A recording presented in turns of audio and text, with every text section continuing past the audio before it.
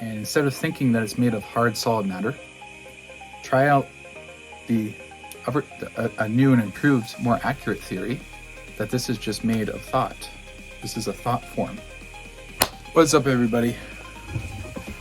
It's Adrian here, and I just wanted to create a interesting video talking about reality, what people call reality, and I wanted to talk about a little bit more about the fabric of reality and what everything is made of, and also what is reality.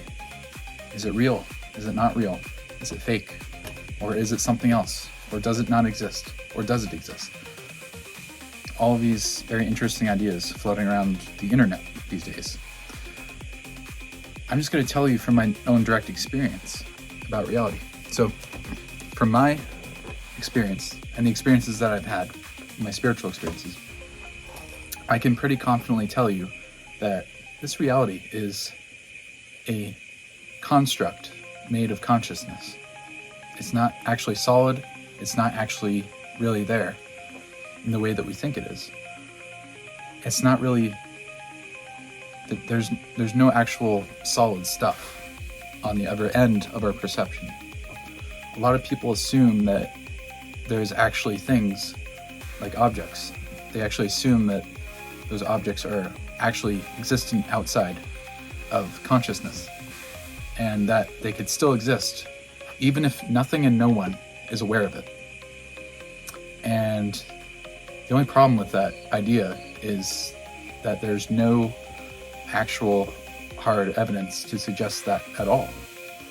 The reason being is because no one's ever experienced that kind of a thing ever, because no one's ever experienced anything outside of their own perception. So to come up with a theory that says that, oh yes, there can be things that exist, objects can still exist outside of perception, you would need some kind of evidence to even come up with that idea. The problem is we don't have any evidence that comes up with that idea, and yet not only does so many prominent people in society assume this, but they have brainwashed almost everyone to believe that this is the case, that physical reality is physical, number one, and then it's outside of consciousness, and consciousness exists within it and arose from it, which, again, there's no proof of that. There's nothing that would prove or even suggest that that's the case at all. However, if you flip the script, so to speak, the other way, and you look at your own experience, there is lots of ways that you could see that, well, actually, all of this stuff is probably coming from consciousness. It's probably made of consciousness. Number one, where does your entire experience appear? Where does it actually arise? And I'm not talking about thinking about it. I'm talking about in your experience right now. And I just kind of gave away the answer there, but where is everything happening that's happening right now? Like, where is your experience happening? It's happening in your experience. It's happening, another way of saying that is, it's happening in your attention. It's happening in your consciousness. And you can't deny this, because if you were to say, oh no, this experience I'm having right now isn't happening in my consciousness, then you wouldn't be having the experience.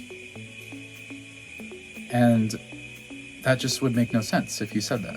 So the truth is, from my vantage point, from my clear seeing, is that this is all, the best way I can describe it is it's all holographic. So think of an object, okay? And instead of thinking that it's made of hard, solid matter, try out a new and improved, more accurate theory that this is just made of thought. This is a thought form, okay?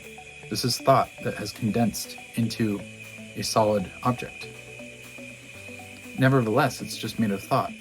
So actually, it's not solid. It's just appearing solid.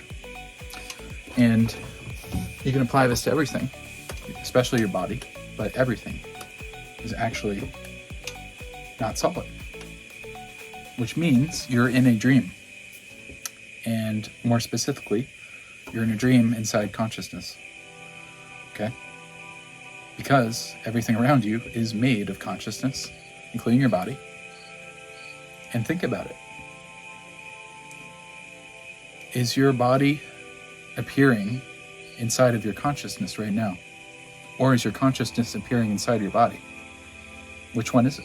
Which one makes more sense? Which one is more accurate?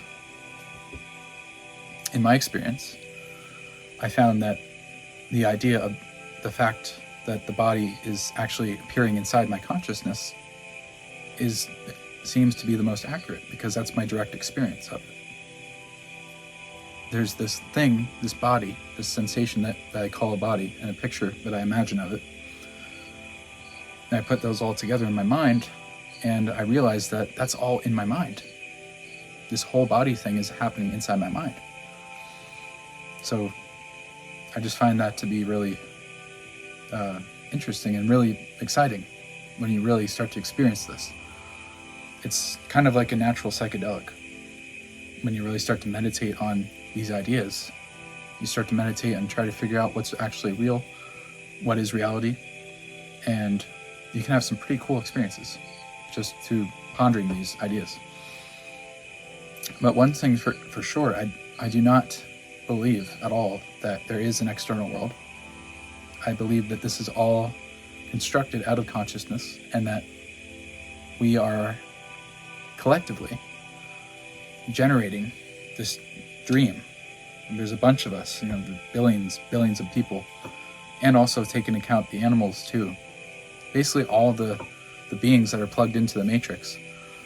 We're all building the matrix. We're all expecting and believing and sharing our beliefs, similar beliefs that then construct and create the world we see around us. And that's why it feels so solid and so stable, because there's so many consciousnesses witnessing it and expecting things of it and agreeing upon those expectations, whether consciously or unconsciously or both. And that mass expectation is literally forming and shaping the world. And there are some cases where there are low populations that have a different mass expectation of their own. And as that expectation grows, it literally can manifest appearances such as Bigfoot, such as certain cryptids, these monsters that scientists seem to have evidence of existing, and yet they can never capture it because it's not fully formed. It's in the stages of becoming physical, but it hasn't yet become physical because not everyone agrees that those things exist. So they're just partially physical. And I believe that could be the case for some of these UFOs as well. They could be literally generated from mankind's imagination. Some of them. I'm not saying all of them are. I do believe that there is some actual real consciousness intelligences out there. But I believe that some of these things could be manufactured, generated just out of our belief and expectation. And I believe there's a lot more of that going on, a lot more of this fluid reality going on in the past, in the long, long past, especially if you look into biblical texts of the past and accounts of crazy stuff going on that we would consider supernatural, impossible in our current understanding, in society's current understanding. In my understanding, I understand how that could be possible, but most people don't. But just think about that for a moment. Let that settle in. The only reason your reality is so solid is because there's so many people looking at it and expecting it and having these beliefs and expectations. It's the beliefs and expectations and the thought forms that construct our reality and make it the way it is. So another way of thinking of law of physics could also be that it's just the law of beliefs, the law of consciousness, the law of expectations, of mass expectations, is what creates the physics. So, did the physics come first, or did the belief and expectation form the physics later? It's a good question. Something that almost every scientist will listen to you, probably not listen to you, but if they do listen to you and they hear that, they'll just walk away and they'll be like, what the heck? what the heck was that guy talking about? That guy's crazy. Like, this guy isn't making any sense. But this is the kind of thinking we need. We need more thinking like this in order to push the boundaries of our current society and move into a whole new world of awesomeness that we are long due to have. We're long due for the next level of humanity. We're long due for the advanced powers that we all have to be activated. We're long due for that. We've been slacking off as a species, in my opinion. Again, these are all my opinions. I'm not saying everything that I'm saying is absolute fact. I'm just saying this is my opinion. So if you disagree, that's cool. Anyone that disagrees or thinks that I'm crazy or whatever, cool. That's great. Differing opinions can bring great value to everyone, as long as they're constructive.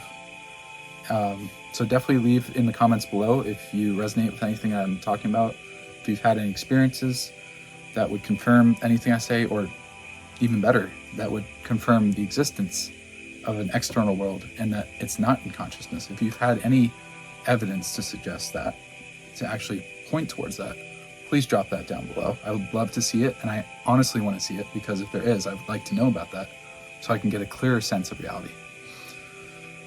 Anyway, I hope you guys enjoyed this talk about the theories on reality and the matrix and everything. And I have some meditations that I would teach that you can use to have experiences where you can actually see through the matrix. You can actually, without taking drugs. We don't take anything here. I don't condone any kind of drug use. I don't even condone drinking alcohol. I condone trying to live as naturally as possible and but I do condone getting high. Just getting high naturally without anything, without taking anything from the outside, simply through unlocking the inner resources within our own amazing technology that we call a body. There are so many different higher states of consciousness that we can access, and most people don't know anything about those states of consciousness. They don't even know you can do that. They're just living their everyday life, living a very boring life, when they could be living absolutely amazing lives, tripping out all the time, feeling amazing all the time. And that's my invitation. So if you want to learn more about that, check out my channel. I have lots of videos on meditations. I have guided meditations that I'll be making or have already made.